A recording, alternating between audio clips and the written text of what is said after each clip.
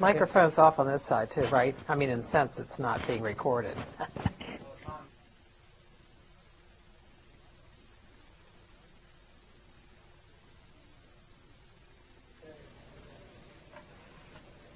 Good evening.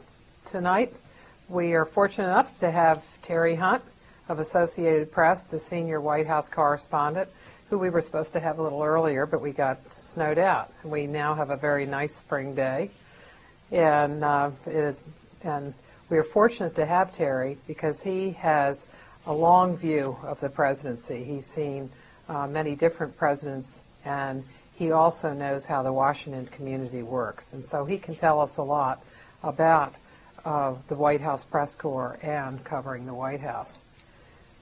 Welcome, Terry. Can you tell us first about how you got to the White House? How did you? Let's trace your career before you came to Washington. Okay, I worked for the Associated Press in Louisville during college. Mm-hmm. I was a summer intern for the AP. Got drafted and went away for 2 years. Came back.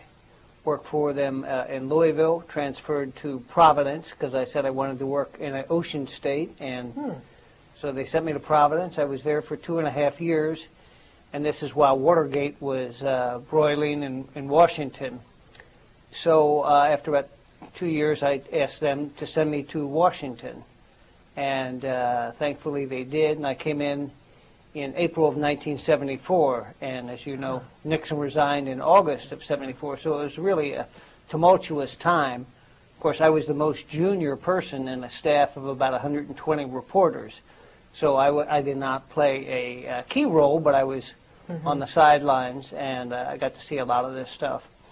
Probably my most exciting thing at the time was riding out to Andrews Air Force Base to see Air Force One land and see President Nixon get off and get on. We had to staff Air Force One every time it moves just to make sure that there's no accident. So, as I said, I was kind of on the sidelines of that.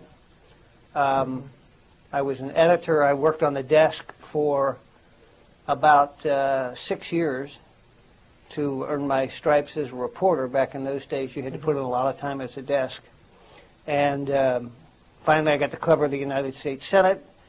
And then I was asked to do one trip with Ronald Reagan because for some reason they needed somebody to fill in. The regular guy was not available. And I was a backbencher at the time. I mean, I still had not, made much of a mark in Washington. And I went out on this trip with Reagan. We went to a place called Grand Island, Nebraska. And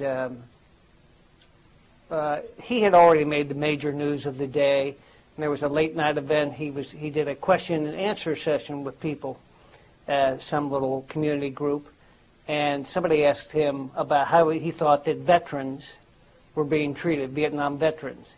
And he said that he thought it was a shame that Vietnam veterans didn't get the GI Bill because Vietnam was not a declared war. Mm-hmm. Well, I had been in the Army, and I knew that Vietnam veterans did get benefits. So I went up to his people, a guy named Ed Neese, and said, that was wrong. You want to correct that? And they, no, he stands by what he said. So I phoned in an urgent that night. I said, presidential candidate Ronald Reagan, an obvious misstatement, said Tuesday night that Vietnam veterans didn't get benefits because Vietnam wasn't a declared war. And it caused a big stir. Mm-hmm. And the VA director came out the next day and denounced Reagan, and it magnified what was a inclination of his to distort facts. Mm-hmm. Like there's more oil in Alaska. He would say that more oil in Alaska than Saudi Arabia.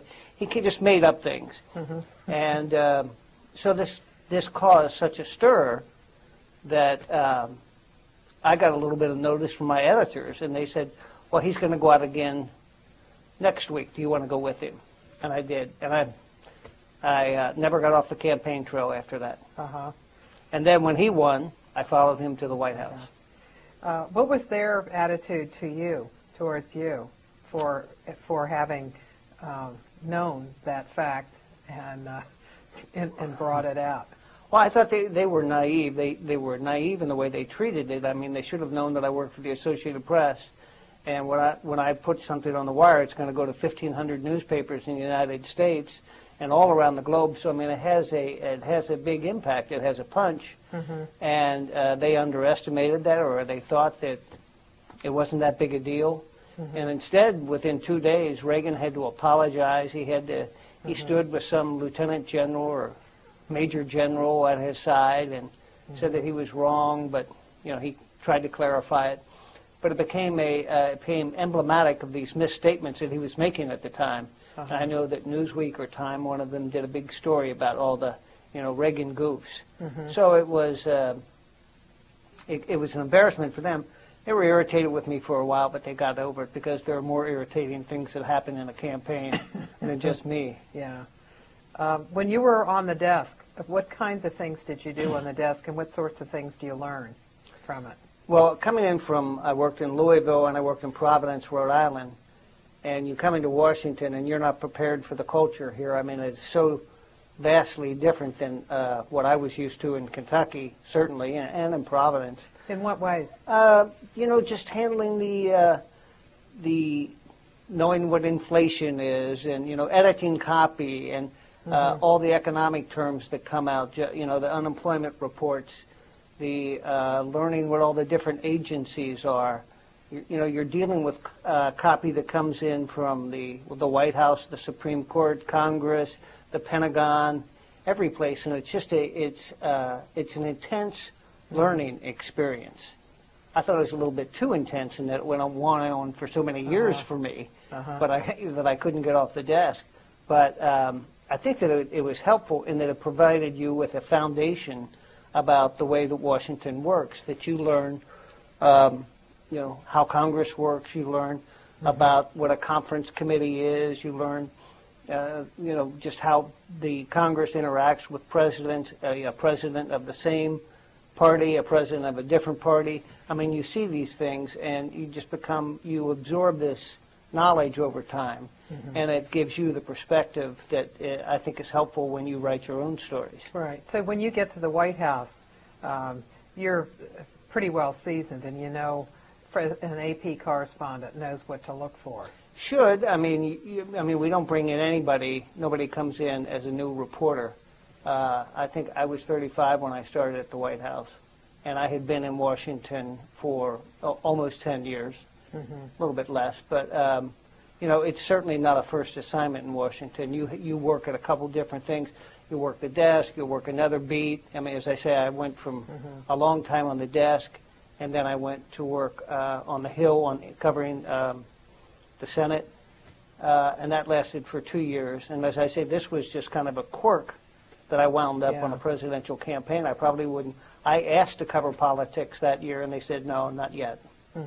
So it was just an oddity that I did make it.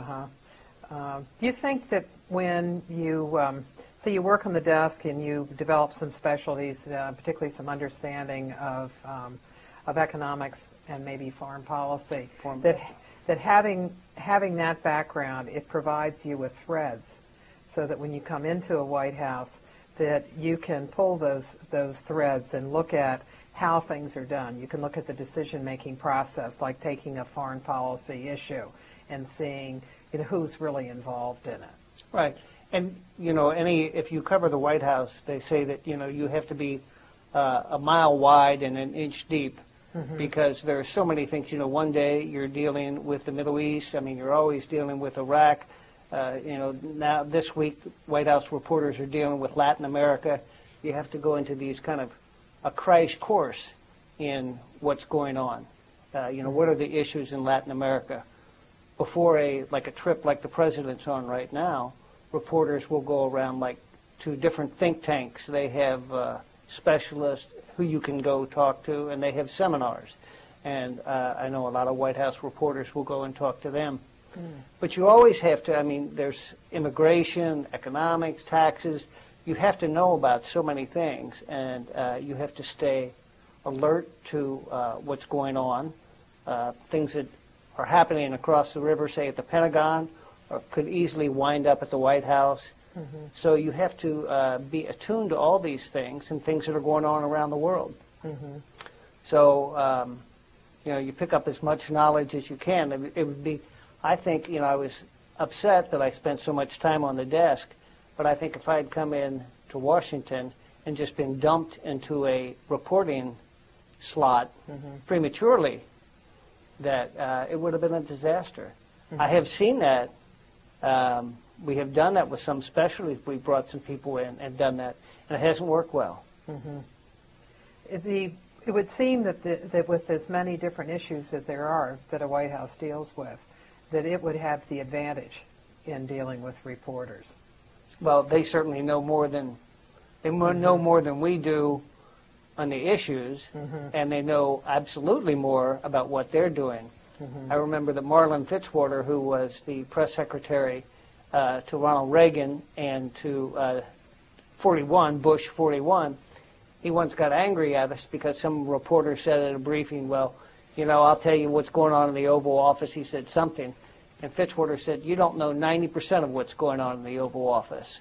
And I thought that was really sobering. I thought, boy, we sure don't. As evidenced by things like Iran-Contra and, different things that have gone on, you find out how little you actually know.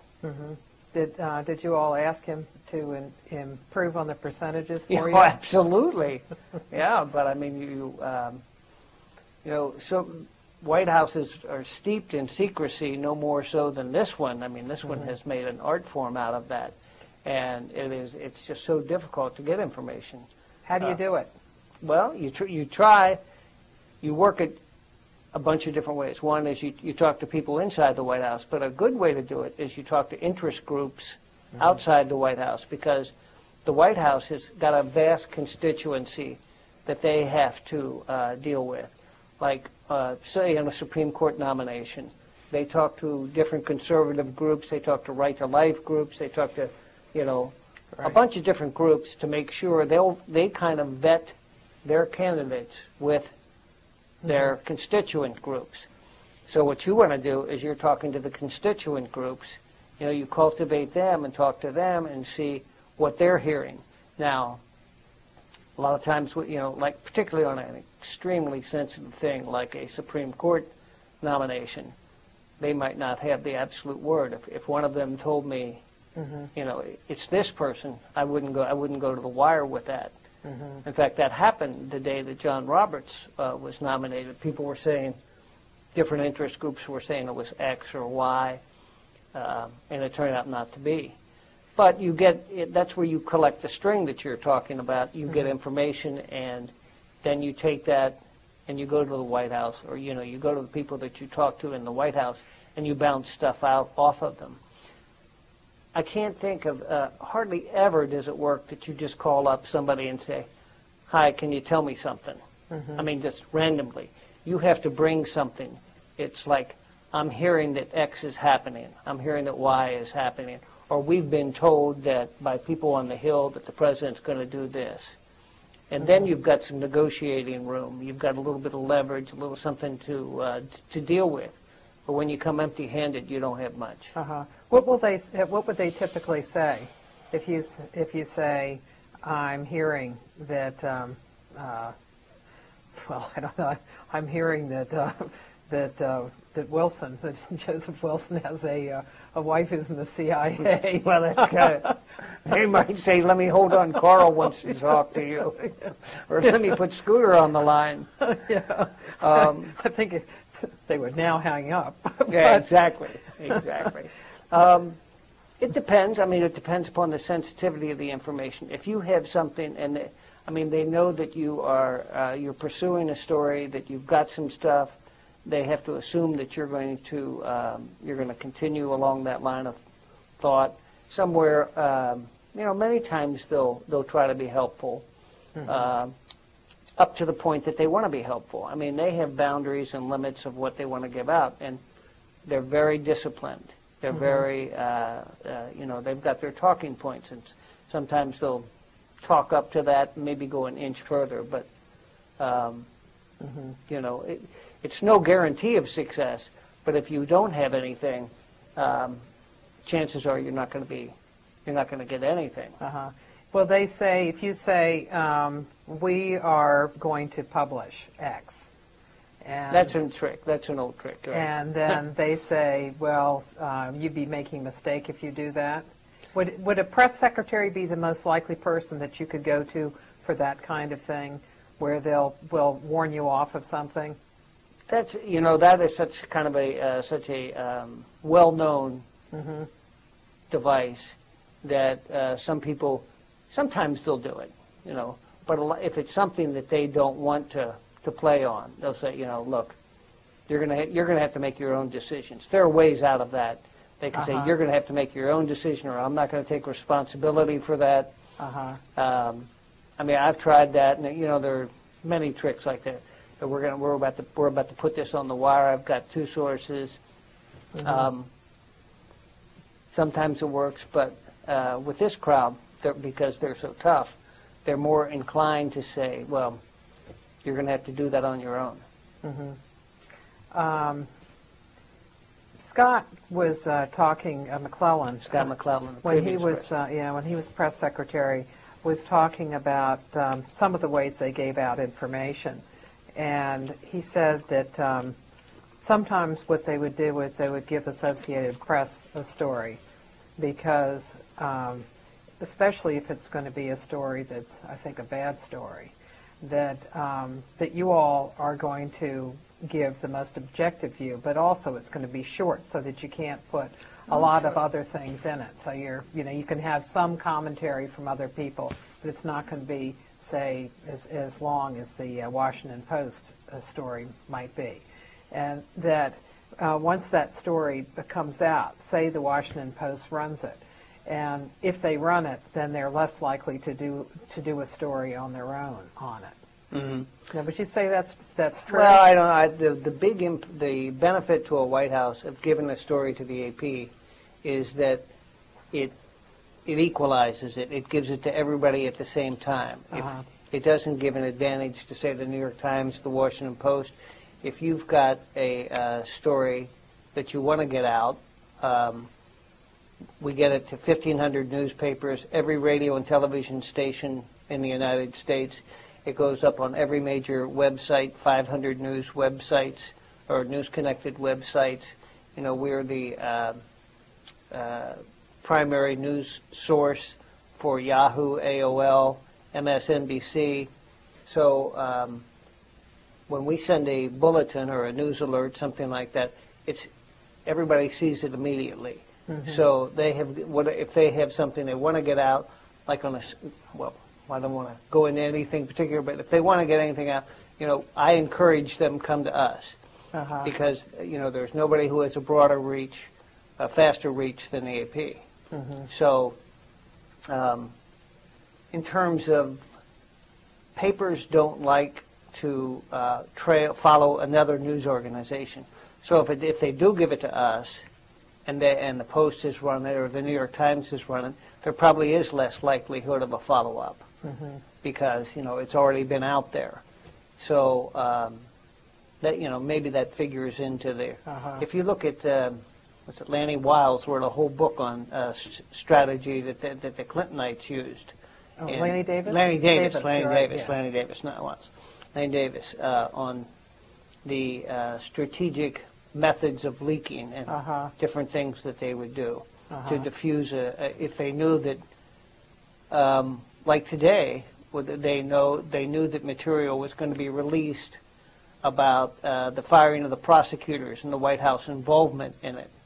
So stories appeared in the Washington Post and the New York Times with the White House perspective on it. The White House got in on that story before its publication, told its side of the story, so that when the Times and the Post came out, that the White House had a pretty healthy representation. Their voice was there, instead of having the Democrats or somebody else who would have obviously spun it a different way.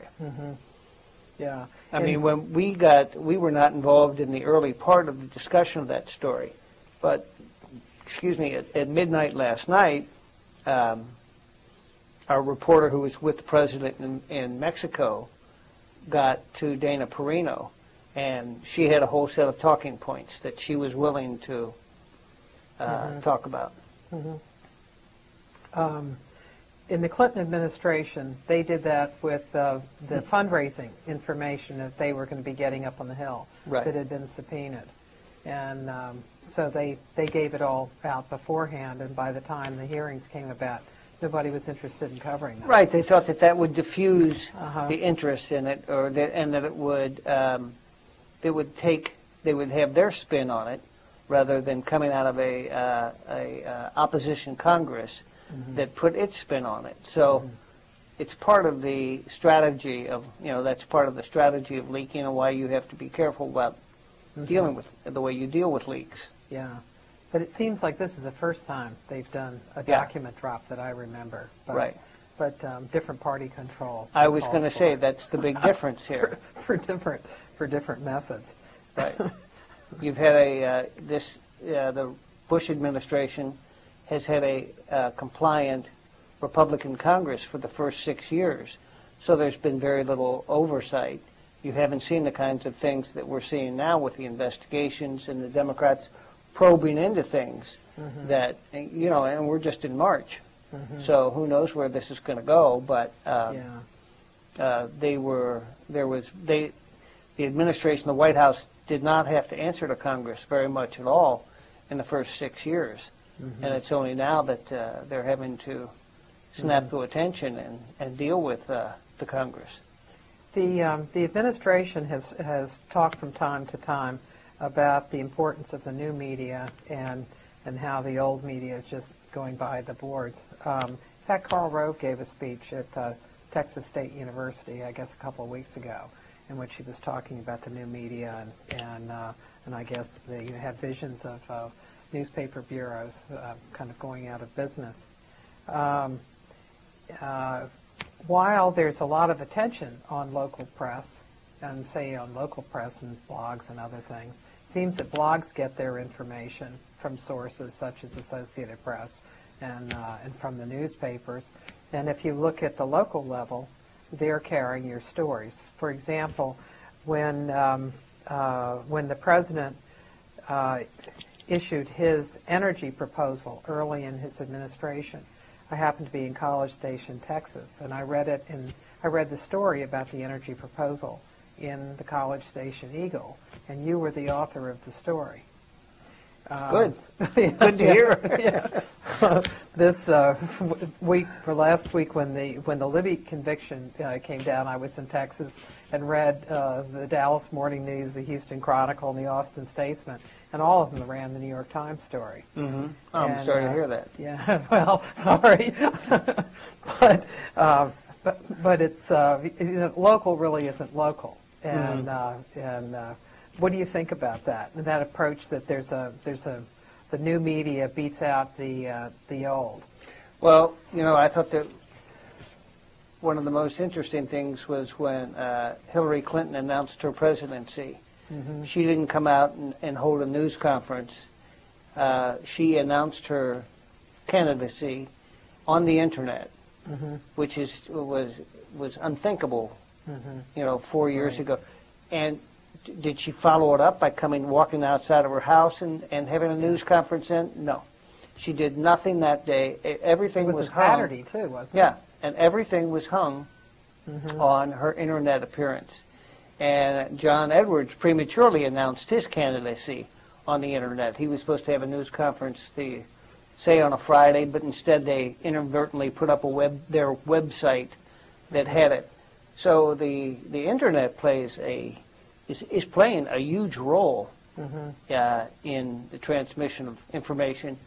For us, our focus is we're turning a lot to the internet because we are the primary provider of content for all of these news websites. Yeah. They talk about the dead tree industry, the newspaper industry that is in trouble, is losing circulation. People of college age aren't reading newspapers. They're going on the internet. I've got a daughter who is a junior in college, and she doesn't read the newspaper, but she goes online and reads the news. So that's why newspapers are beefing up their websites. But I mean, there's still, somebody's got to provide the content for the news, and local news, as you say, is very important. I mean, that's why a lot of people read papers or are looking for information. There's no reason that they can't have, right now, have a newspaper and a website. I think practically every newspaper has a website. I looked, the president was interviewed by 5 Latin American journalists before he took off. And I even checked in all the papers in Guatemala, every place he went. All these newspapers had websites. I mean, it's not like it's just, in wealthy countries, but poorer countries, struggling countries have websites along with their newspapers. So, I mean, it's an evolution of the industry and the way things are heading right now. How is Associated Press doing with all of these changes? Does it help you, hurt you, come out neutral? I think it helps us because we are not dependent upon, we don't have our own newspaper. What we're hooked into is every newspaper, and all of the websites that didn't exist, 10 or 15 years ago are now major sources of revenue for us. So as maybe newspapers decline and the websites increase, and we have we sell a whole array of services, financial, sports, news, to all these websites. And I think that the fastest growing source of our revenue is the websites. So it hasn't hurt us. I mean, it's certainly good for us, and we're moving pretty aggressively in it. I mean, I don't know that when we're going to get to the point that reporters are, carrying a camera on their hat or something like that. But, we're moving very aggressively into the digital streaming video. We've hired, I think we've hired 4 online people in the last year. And 5 years ago, we had none. So it's all, the movement is that way. Toward the web. Thinking about how reporters do their work and White Houses do their work, and one thread that we've gotten recently of looking into the Vice President's office and looking into the White House itself is the Lewis Libby case. And there are a lot of documents that had exhibits that were up on the web, actually. That I found really interesting. You sent me a link to. Yeah, that's right. Yeah. I asked you. Yeah, that's right. Yeah, I wanted to talk to you about them. Well, I guess one of the things that surprised me was how much energy was put in by them to try to get back at Joseph Wilson and to discredit him and to discredit through discrediting his wife's having sent him, trying to imply that she sent him on a junket. Although I don't think going to Niger is. Yeah, that would not be my first. Yeah, it's not. I don't know. It's not like going to the Ritz-Carlton. Paris. Yeah, right. But were you surprised by the way they were giving out information and the kind of relationships that reporters seem to have with their sources, with those people? I think that that was the fascinating thing about the Libby trial, was how much it kind of like peeled back the wraps on this White House, which is, we've talked about this, it's been so secretive. People. There have been political charges that the White House is this or that, but the testimony in the court, the sworn testimony, provided a much more graphic picture, and even like Ari Fleischer talking about it, under oath, provided a very graphic picture of how the White House worked, and the documents showed that. So it was a fascinating portrayal, and that was unvarnished. If if you take everybody at their word, I mean, and I don't think that a lot of it was challenged. I think that it was the best picture that we've had, particularly of the Vice President's office, which is, in a secretive White House, a really tough nut to crack. I mean, it's hard to penetrate. I think for reporters, it was a fascinating look at how some other reporters, those of us who weren't talking to Scooter Libby, or who Scooter Libby didn't call, were like, interesting. You saw the interactions, you saw the way that other reporters were working, you saw the deals of anonymity that some people were making. Those seem to be unusual, particularly the one with Judy Miller, where she was taking his wish to be called a former Hill staffer, which I just can't imagine anybody. I don't know anybody who thought that was I don't want to castigate her too much, but I don't know anybody who would have done that. I mean, you work for, sometimes you negotiate with people that you're dealing with, how you identify them. I have people in the administration, they want to be sometimes, because particularly if it deals with another government, they don't want to be called the White House. They'd be called a U.S. official, which kind of spreads it out or something. Under the AP rules for using anonymous sources, and it's a 4-page set of rules.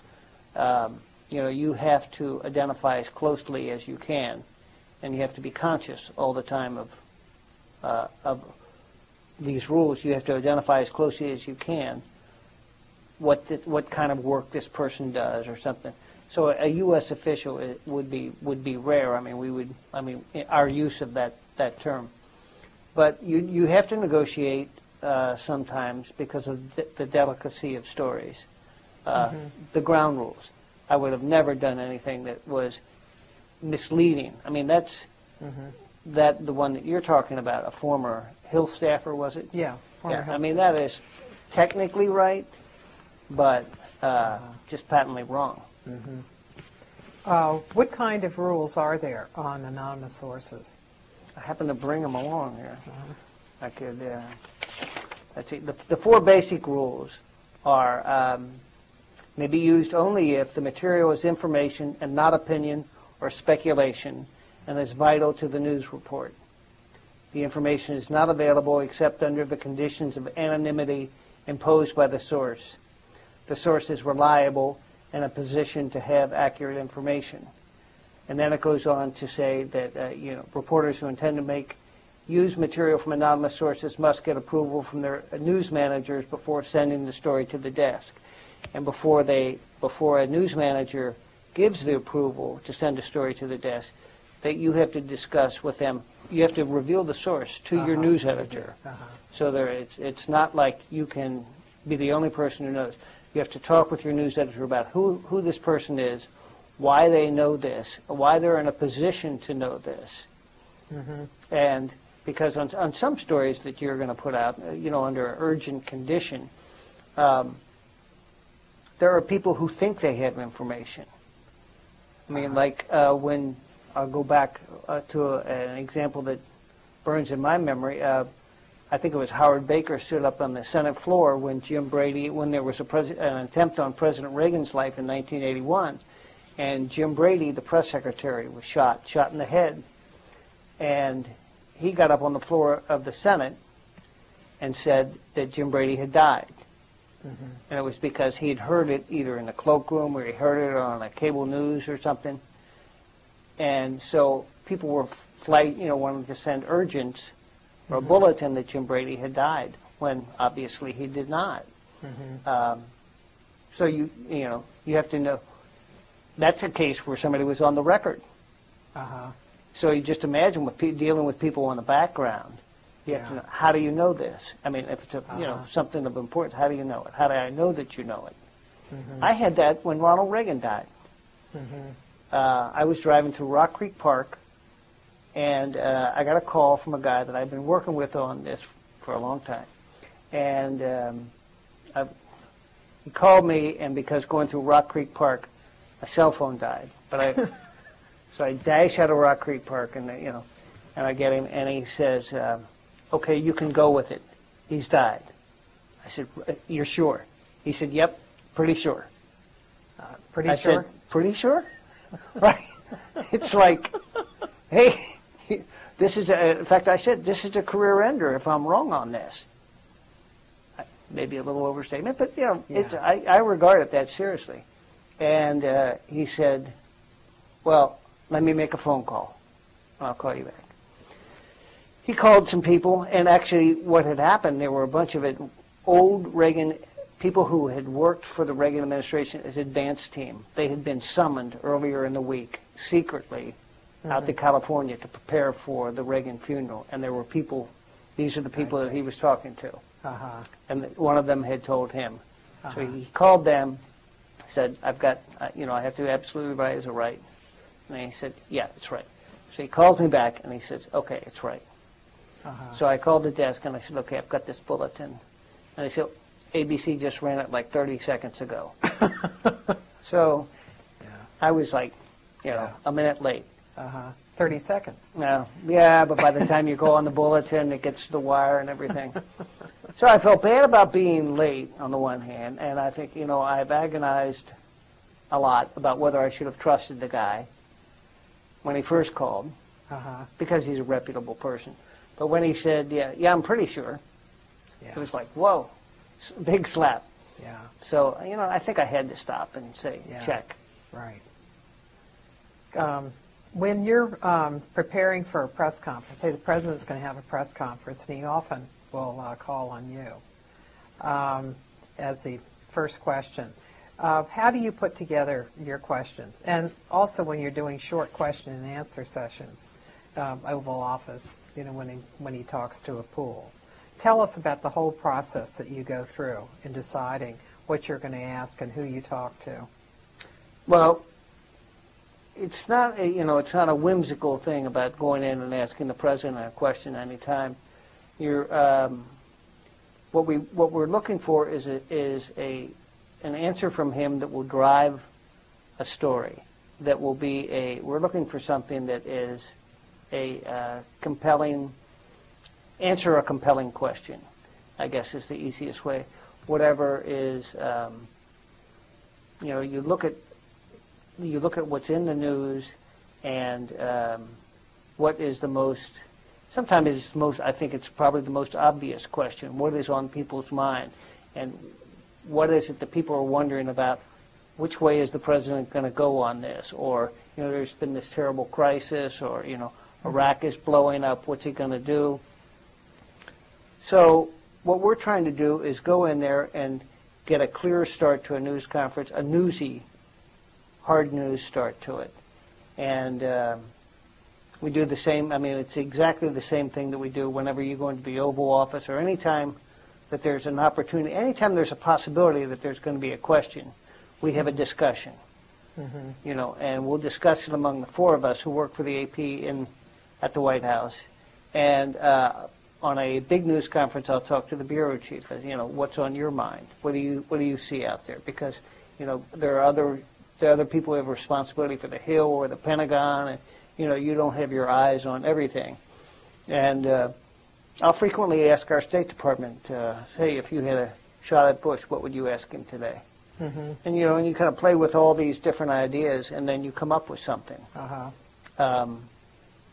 I have to say that I don't think that they're terribly unique. That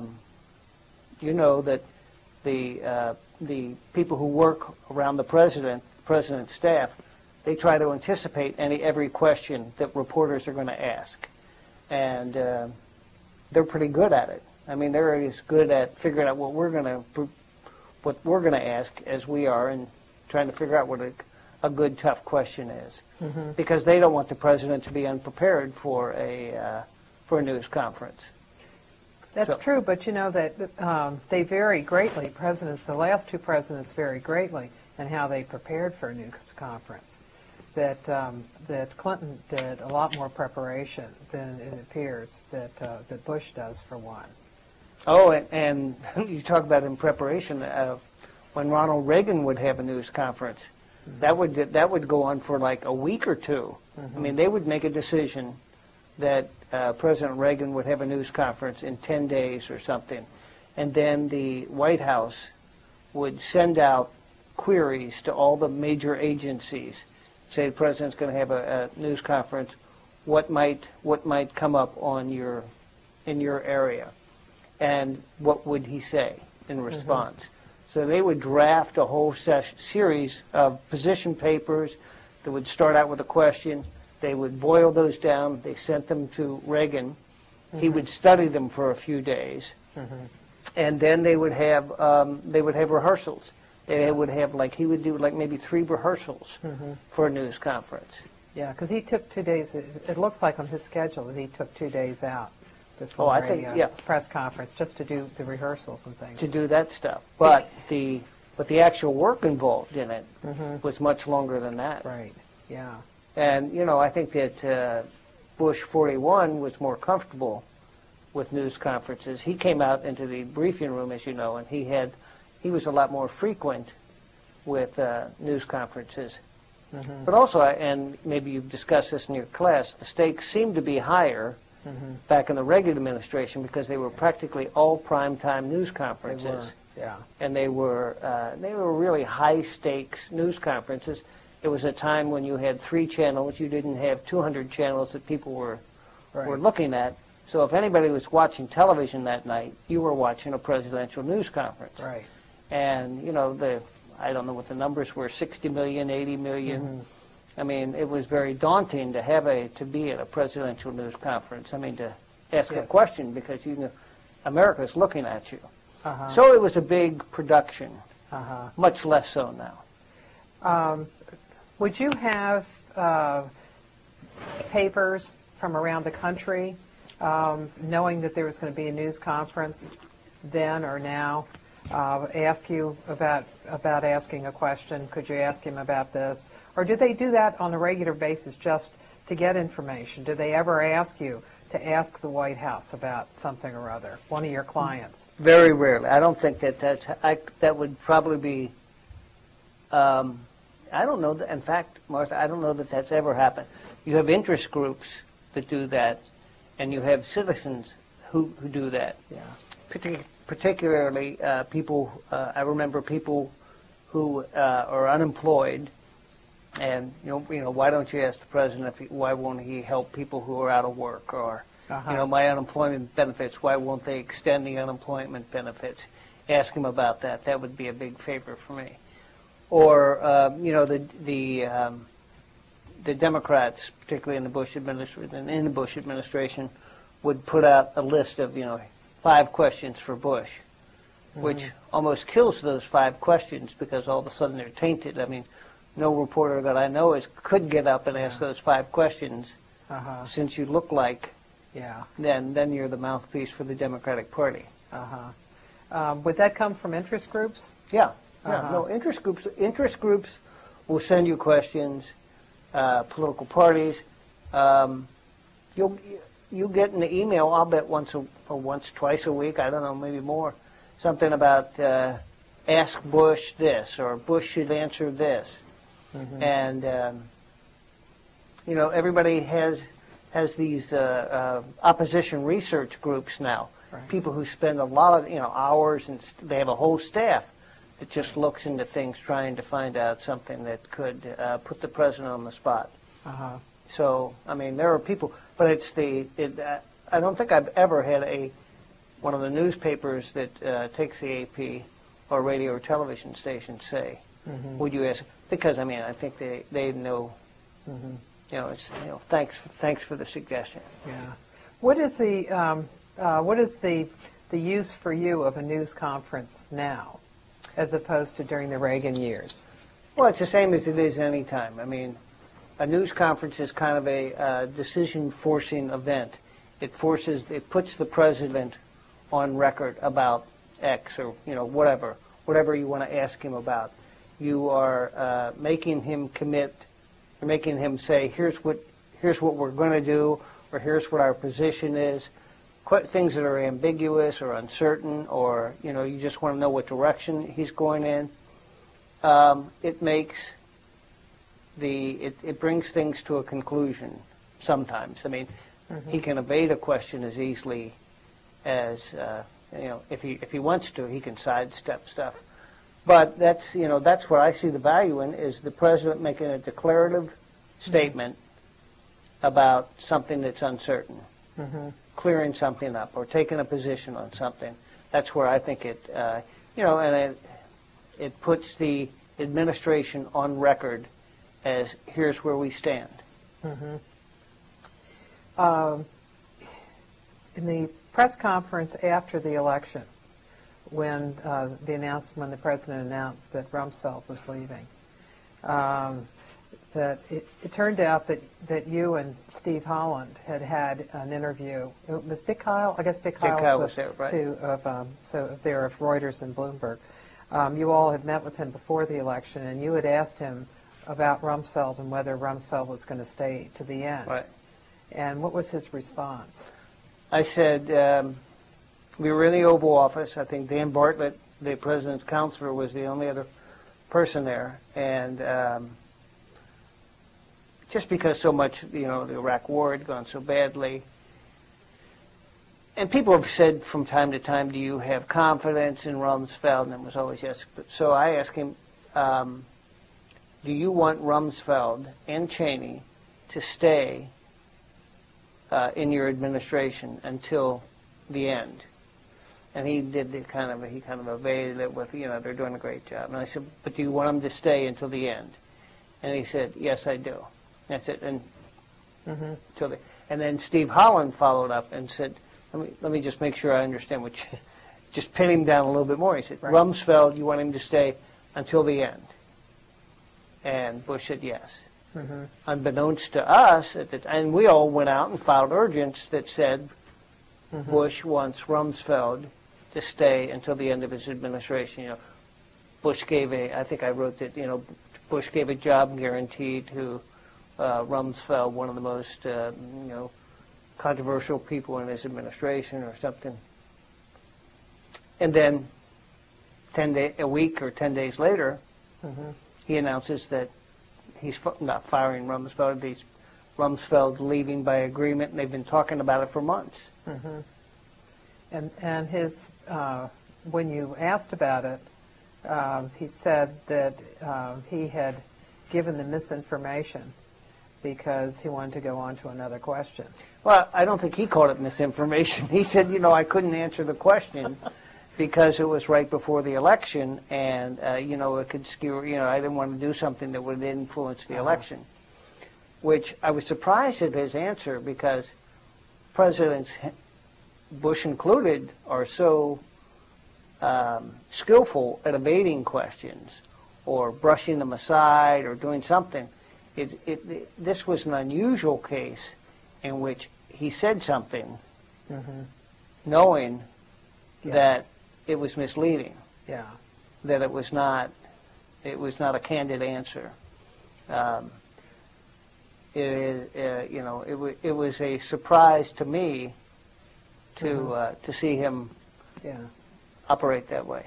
And what difference does it make now for when you talk to him? Oh, I was just going to say, Howie Kurtz, the media critic from the Post, called me up and wanted me to get into wanted me to judge the, I thought, well, let's see, what's the margin in this for me? Calling the, I thought, well, no, this doesn't help me. So I just said, he said, do you think he lied to you? And I said, I took him at face value. I took him at his word, which is true. I did take him at his word, and I think that's all you can do with a president. You can push him a little bit, but what are you going to do? And it's going forward. You're mindful of that experience, that happened, but you can try a follow up, which we try, and Bush is very skillful at cutting off, at times. Yeah. But you have to take a president at its word. What about a press secretary, if you find that a press secretary is giving you misinformation? Well, I think it calls into question the way you deal with a press secretary, or how the weight that you attach to his statements. You know, sometimes press secretaries are not are sloppier than others. Say Scott McClellan, before he would do a news briefing, you couldn't get into his office for like 2 hours before he went out and did his briefing, because he was in there like just studying his papers and underlining things, and really I think Tony Snow is a lot breezier about his preparation. I don't think that he puts the intensity into his preparation that Scott did. We had today, Tony Snow was in Mexico talking about this flap about the prosecutors being fired, and he came out and briefed the press, and then maybe 2 or 3 hours later he had to come back and fix some of his statements. You know, well, she didn't put out Harriet Myers didn't send an email. She said it verbally, and it wasn't a cabinet meeting. It was just with some Justice Department people. So he was having to kind of patch up what he said. But if when he came out and said that, we didn't put any of it on the wire, actually, because it wasn't wire-worthy. I mean, it wasn't newsworthy. But if we had, we would have had it out there, and then we would have had to go back 3 hours later and correct it with what he said. So it's just, I mean, a different way of operation for press secretaries. Right. One of the benefits that Scott seemed to have is that while he would use the same phrase over and over again in a briefing, that phrase would usually come from the president. Yeah, I think he was very careful about his homework. Tony's much more flippant. You know, his staff calls it the Tony Snow show when he briefs. Scott, I don't think he went out there to give any kind of show. I think he went out to deliver what he had to deliver. He had a pretty fixed. He wasn't making things up on the podium or trying to be flashy. He went out there just to kind of. He had some information that he could disseminate or things he could talk about, and he stuck to those talking points pretty tightly. Yeah. One thing before we go to the students and they start asking you some questions. Here? Yes. Oh, yeah. Okay. Forgot about that. Yes, just the internet away. I was wondering about your view of your role. Do you see yourself as a surrogate for the public? And do you have an image of somebody in your mind when you're going out and getting information, seeking to explain something? Do you have an image? I do. Well, what I do, when I came to Washington, I mean, I've always thought that journalism was a fairly serious business. I mean, that you are, you know, you're dealing with information that can affect people's lives, affect people's reputations. You know, and in Washington, it seemed to me when I came here that it was more important than kind of the stories I've been writing about traffic accidents or, you know, whatever. And when I started covering the White House, I thought, this is really serious stuff. You know, there's no, and I tell the people who come to work for me at the White House, you know, there's no room for error here. You know, we've got to be right. This is, it's grown-up stuff. It's serious business. What you write is going to go all over the world.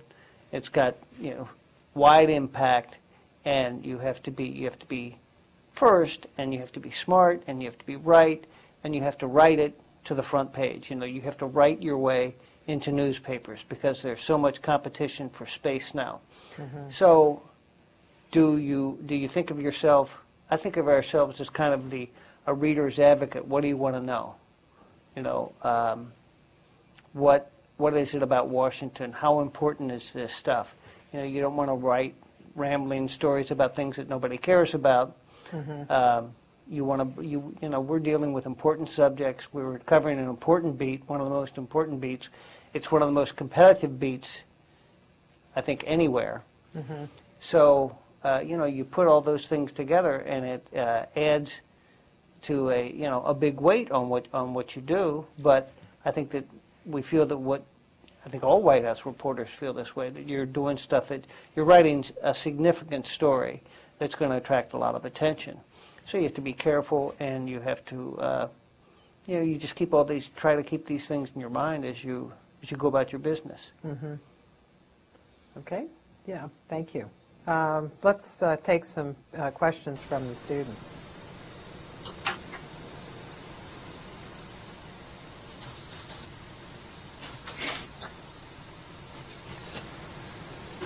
Somebody going to chirp up there? What do? You stare them down? No, there's a professor in the classroom. Oh. I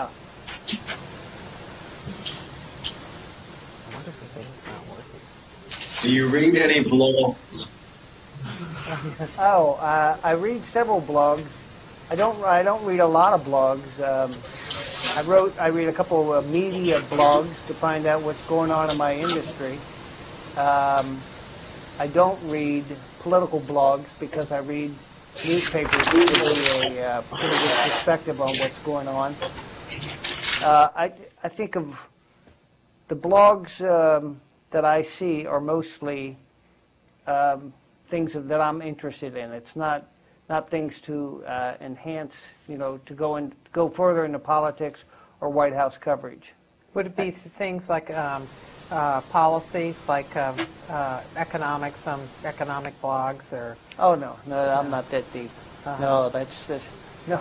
There's it's mostly entertainment because I look at I read the Times, the Post, and the Wall Street Journal every day. That's what I was going to ask you. What you read? So I read those three newspapers every day, and if I hear of something on another newspaper website, I'll go to that. In the AP. The way our web page is set up, we've got like 5 newspapers that you just click on if you want to go see them. So there's only so much information that you can absorb or read. I guess you could sit there and read all day, but that's enough for me. You read TV Newser? No. Never heard of it. But that's one that's it's about the television industry. And I'm sure that the television correspondence. It's the product of a student at Towson who's done it. Yeah. I do look. I look at something called Media Bistro because it's I think you can find it off of that. Is that right? It's a good gossipy thing about the Washington news media. So I enjoy that. I've recently, but I guess this isn't a blog site. I go to maybe once or twice a week, maybe more. Go to Politico, the new political website. But that's about my involvement in blogs. I gave a talk at a university last year, and I asked the students. Somebody asked me about what I felt about blogs and how much I was influenced by blogs. And there were maybe about 125 students there at Franklin Pierce. And I said, well, let me ask you, how many of you read blogs? And out of the 120 some, I would say maybe 3 kids raised their hands. So, how about you all? How many of you all read blogs every day?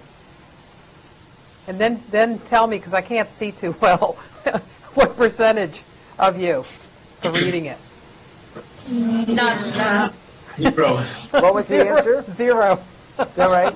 So, I don't know, somebody's reading blogs. Because there are a lot of blogs. But what do you think Drudge's influence is, speaking of one blog? I think that, I know that a lot of people use Drudge as kind of a tip sheet, that they if something's breaking, if somebody he apparently monitors all the networks, all the different, a lot of news sites, and he'll throw something up, and people will say, "Did you see what's up on Drudge?" Drudge is not a place that I typically would go to.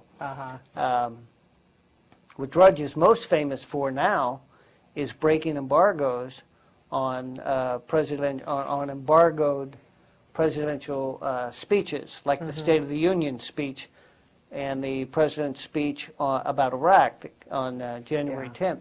they send it in email to White House reporters about an hour before it's delivered, and you're not supposed to put it on any blog site or on the wire until the president starts speaking. Mm-hmm. And he broke that embargo by about as soon as he got it in email, he put it out on his internet site, which means as soon as it's up there, the embargo is lifted on everybody. Yeah. So, and then he did the same thing again with the State of the Union. Mm-hmm. He broke the embargo. So he's complicating life for the White House to that degree. Question? Mr. Hunt, you said that Bush administration is very effective in controlling information. Do you think that future administrations are going to want to control just like Bush administration? You know, I think every administration wants a kind of an orderly process and wants to put out information according to its own schedule. Although there are people within the administration who have been more relaxed about talking, like in the Reagan administration, there was Jim Baker talked to reporters on background, and Mike Deaver did. In the Clinton administration, there were many voices that talked. This administration has been a lot tougher. Or in the first Bush administration, there were more people who spoke. I think that any administration wants to be orderly and disciplined, but none have approached it with or have been as successful as this one has. Now, whether or not future administrations will be as disciplined, I didn't cover the Kerry campaign, but a reporter who did told me that he thought that they would be as tough for the media as the Bush administration has been. So I don't know that we can tell at this point how another administration would be, but certainly this one has earned a reputation as being tough. Mm-hmm. Have you gone through that?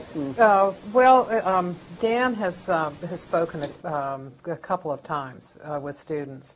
Dan Bartlett. And he has said to them that the difference that he sees between Democrats and Republicans, this was in the first term, was that in the beginning of the second term, that Democrats are like day traders. And they're like long-term investors. Republicans are long-term investors. And they really they think through what they're going to do and what they're going to say. And that whereas the Democrats play on a daily cycle and react to what things are coming. And so he said that he recognized that the Democrats were much better at responding quickly to things. It took them a much longer time to do it. In an interview at the end of the year, near the end of the year, he was talking about how his views had changed on that.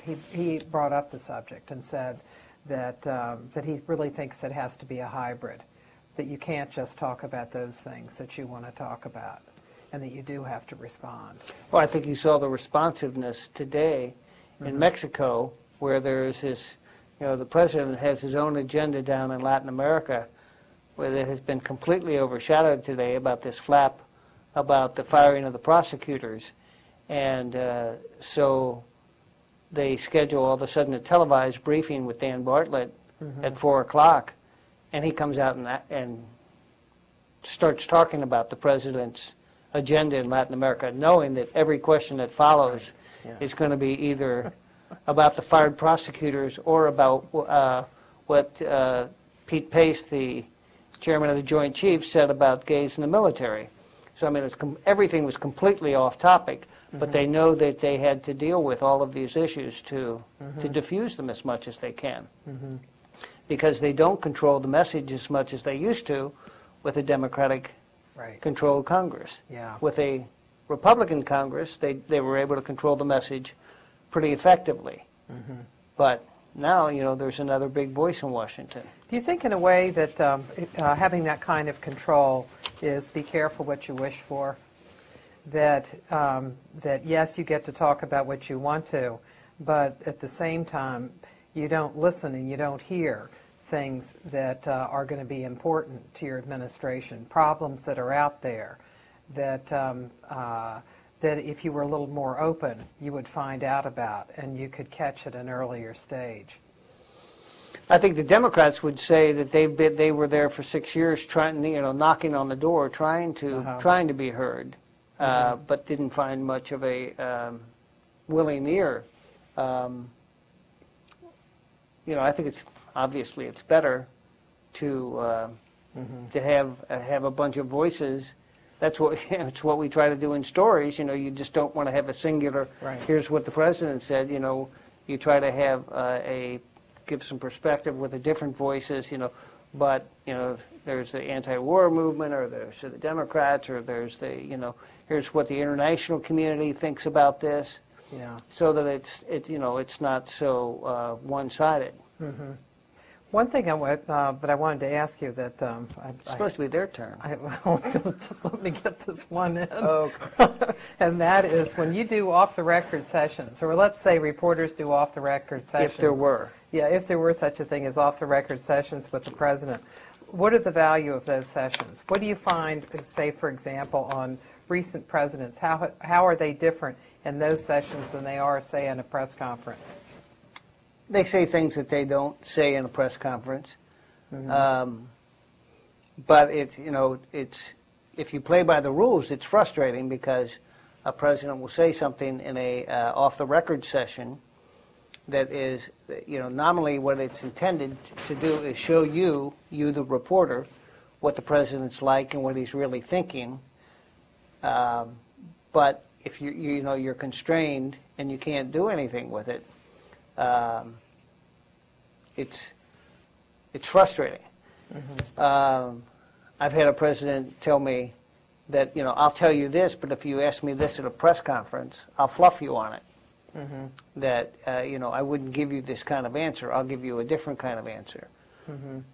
It does inform you though about what's on what he's really thinking, so that you could when you're writing, maybe cast some doubt or emphasize something, or know to look for this voice to bring into a story, just mm-hmm. as a here's something that is possible. And it's one of those things that reporters like to do, and I like to have.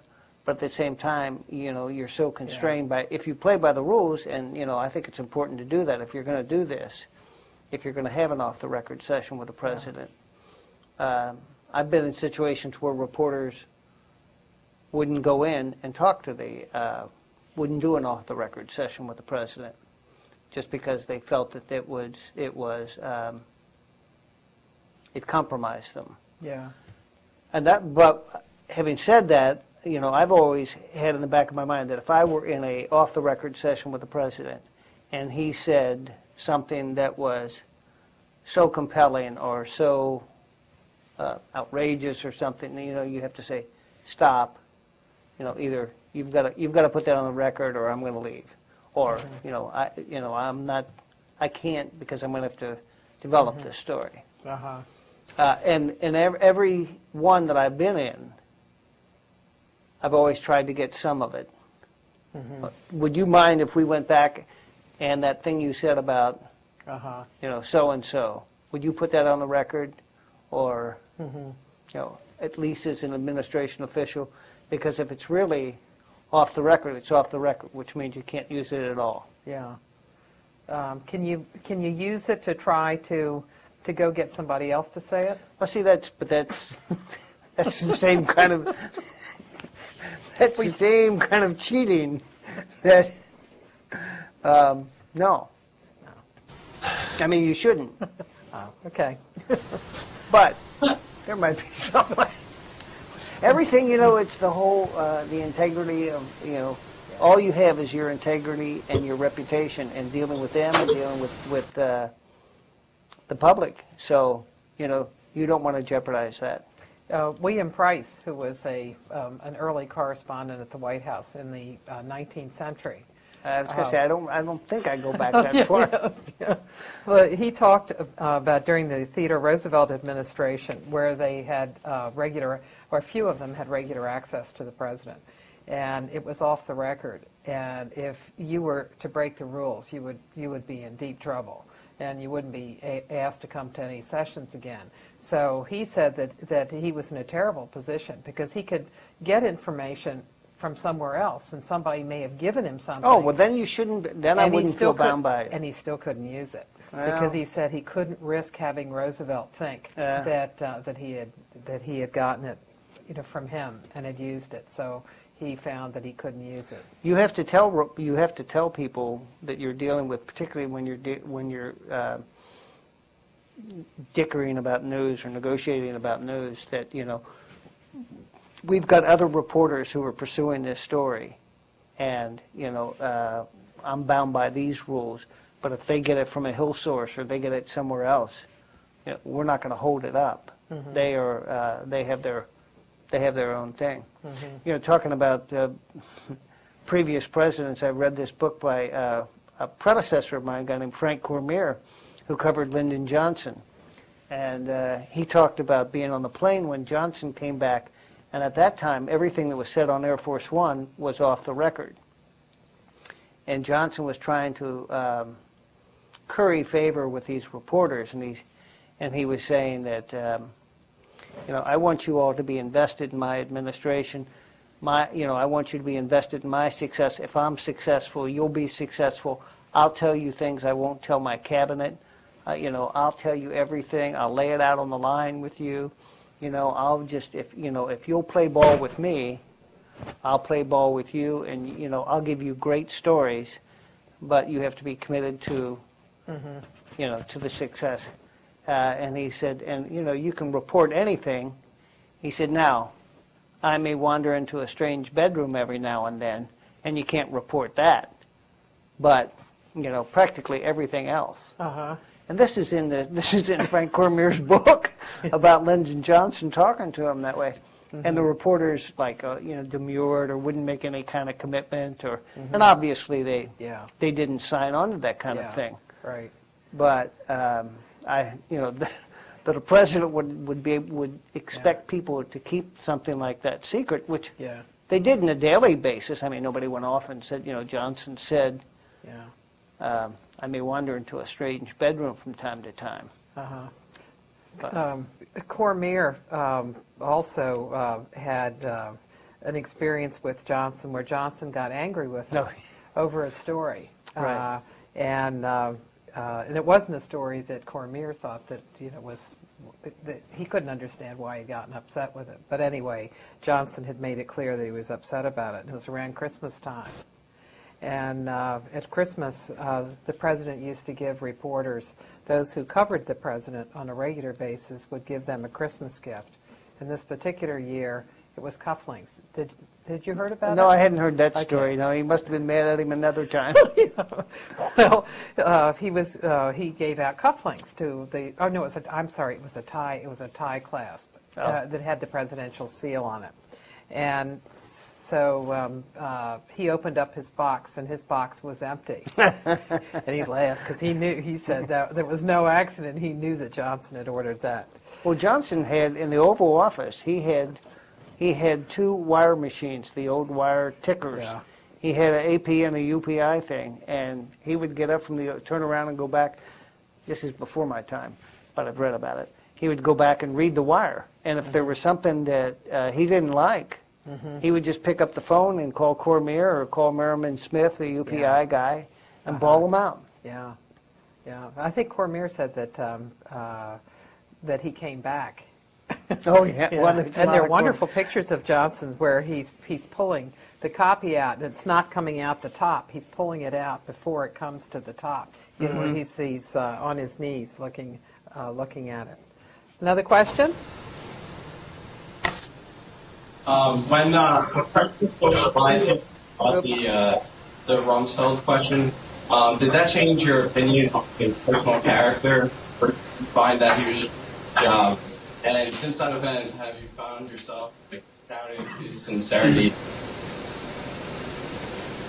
It was hard to hear the question. So On the question that you asked Rumsfeld, Bush, about Rumsfeld, Right. and how has it affected how you deal with him and your views of his sincerity? Well, I think what I said before, you have to take a president at face value at what he says. You know, there's I mean, we do truth squad what presidents say, but if he says, you know, I want somebody to stay and I'm not going to fire somebody, and then 2 days later they fire him, there's nothing you can do. As to how I personally feel, you know, I feel strangely kind of detached from that about the way I feel about a president. Yeah, I try not to be judgmental. I've got, just in terms of newspapers, I've got 1,500 newspapers out there that are my editors, because, you know, they look at my copy, and if you know, if I swung one way or the other way or something, there would be, you could bet that there would be people who would be complaining about it. And you wouldn't last long in this job, you know, and I've lasted a long time. So I don't try to make a personal judgment about a president's integrity. I can be surprised by something that happens, but I don't try to let that influence or impact the way that I deal with it, because I have to deal with these people. I mean, I have to deal with the president and his staff as long as they're there.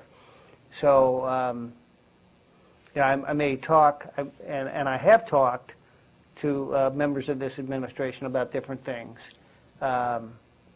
involving issues like what you're talking about. That's kind of a little vague.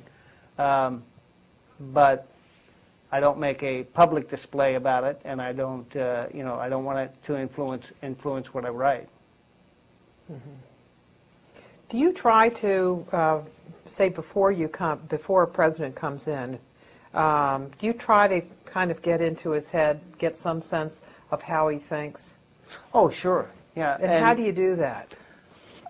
You know, I think it's the only way you do it. It's by, you try to I mean, you report on them, you get out, you follow them around, you see how they respond to different things, you know, you see how they are when they're angry, when they're happy, when things go well, when things don't go well. You see if an administration stutters when something happens, or you see how efficiently they deal with problems. And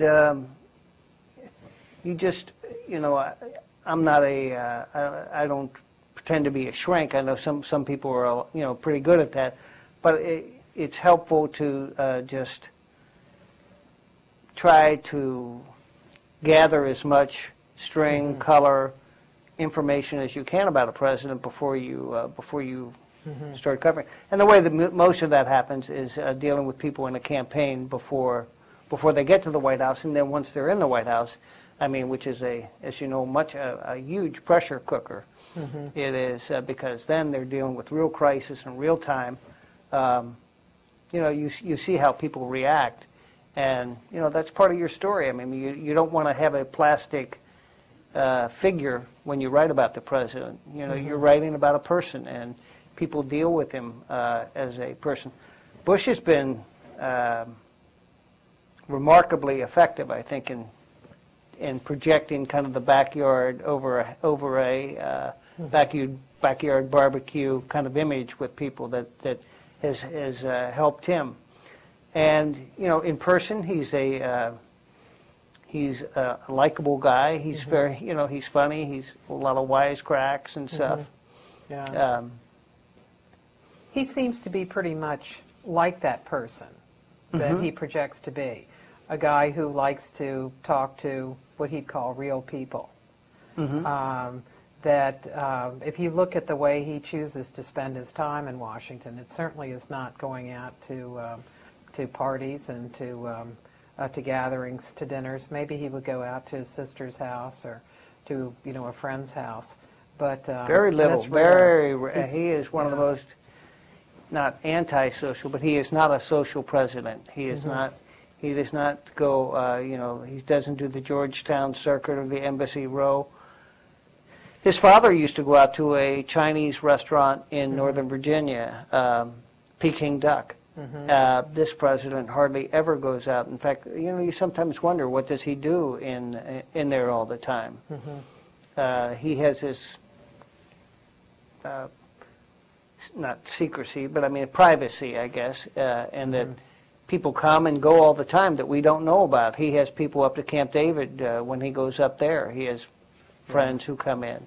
And he is, he's supposed to be a very social guy, and I'm sure that he has a lot of people who come in and see him at the White House, but we don't know who they are. We don't know what happens in there. I mean, basically, when he leaves the Oval Office and goes over to the residence, well, we think he exercises. He says that he exercises for an hour. But, I mean, the people that he sees at night. But, Clinton was the same way. Clinton had, Clinton was much more social. Yeah. He used to go out to dinner. Right. Clinton used to drive people crazy. He went out to dinner so much. Yeah. But at the same time, Clinton had a lot of people in who we never knew about. I remember when he was looking for a Supreme Court justice, he had Bruce Babbitt in, who was the Interior Secretary. And he called Babbitt up one night about midnight and said, come on over. And I found out about it. And Babbitt stayed until 2 o'clock and walked out at 2 o'clock in the morning thinking that he was the next Supreme Court justice. And I found out about it the next day, and I went to Joe Lockhart, who was the press secretary, and I said, what did Bush tell Babbitt? And he said, Babbitt wasn't here. And he went through the, he talked to people, and he came back and said, no, he wasn't here. Because nobody knew except, some Secret Service people and Clinton. Yeah. But he hadn't talked to the chief of staff about it, and he hadn't talked to anybody else about it. So, I mean, presidents have got this great... as public as it is, they have a lot of privacy within the in the residence. Yeah. The question? Yeah. How do you decide which scandals to report on, which are real and which are by just partisan fighting? Do you want to decipher that? You're going to have to try that again. Maybe be not. Do you think they should be further away from, or closer? Get closer. Get closer to the microphone. How do you decide which scandals to report on? Which are real and which is partisan fighting? Yeah. Which scandals to To report on which ones are partisan, which are just a partisan a dig, and what things are real. How do you know, how do you know a real scandal from something that the opposition is just trying to dish up? Practically every scandal that I can think of starts small. It doesn't, Watergate started with a dismissive burglary, and, it developed into something within a matter of days because actually an AP reporter found out that there was a White House connection to the people who were arrested. So that kind of picked up a bit. Iran-Contra, which was a scandal during the Reagan administration, selling arms to Iran selling arms to Iran in hopes of getting out the hostages. They all start out small. So and there are going to be people who you're right that in Washington, probably an opposition group is trying to whip up a scandal about maybe every week. But these things develop legs on their own if enough heat and mass gather and, enough people politically get involved and talk about it, foment it, and the administration finally has to respond to it. There are things that come and die out pretty quickly, and things that are ignored completely. But, I don't know.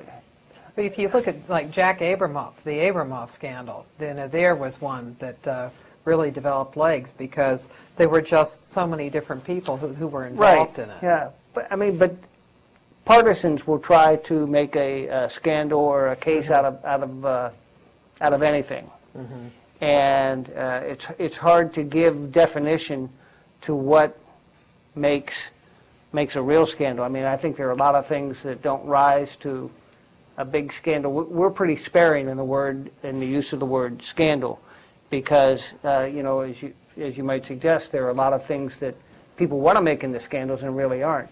So it's just the seriousness of the charge, the people who are involved, the players on both sides. It rises to a level, and that's you know it's like pornography. You know it when you see it. According to the Supreme Court, was it Hugo Black or?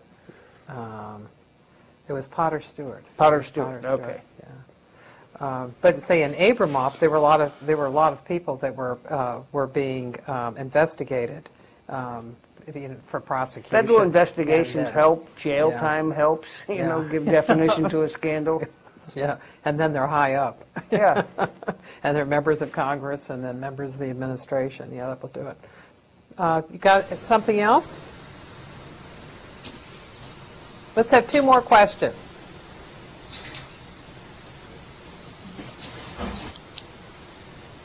Is it easier job in a period of divide? Get close to the microphone. Is it easier to do your job in a period of divided government? It makes it. Let's see. It probably is more. It has fuller disclosure in a period of divided government, because you have more of a check and balance on. You do have a check and balance. You have people pulling back the curtain and looking, exposing things, questioning. Reporters can only go so deep into the White House. You can't file a Freedom of Information Act at the White House. That their stuff is protected. It's not like you can file a Freedom of Information Act somewhere else. But members of Congress, which have oversight over the White House, they can look into a White House budget. They publish the salaries of everybody who works in the White House. They can call administration witnesses, cabinet secretaries, put them on the spot and grill them about things if they want to.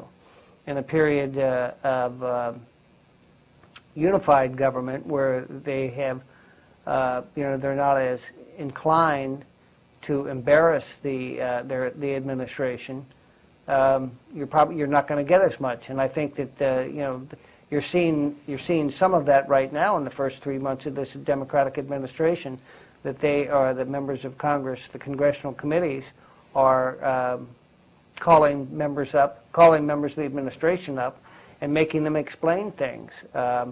I don't think that you would have seen this thing today about the prosecutors if the Republicans were in control. You would see Democrats complaining about it, but with no leverage actually to do anything about it. Another question? Of the presidents, which are the most interesting?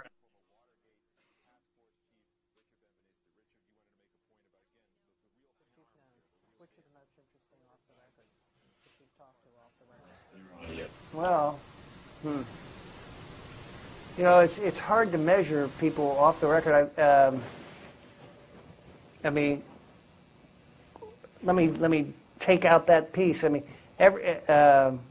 Clinton was a fascinating president to cover, just because he is kind of like a fraternity house, kind of White House. They knew no hours.